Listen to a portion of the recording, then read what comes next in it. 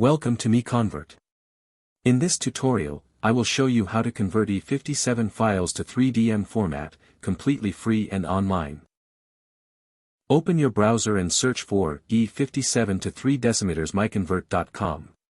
Click on the first result to go straight to the converter. You are now on the E57 to 3DM converter page. The interface is clean and easy to use. Let's upload a file. Click the Choose File button. A file picker will open. Select the E57 file you want to convert, then click Open. Your file is loaded and ready. You can see the file name, size, and destination format. Click Convert now to start the conversion. The conversion is in progress. You can see the progress bar moving. This usually takes just a few seconds.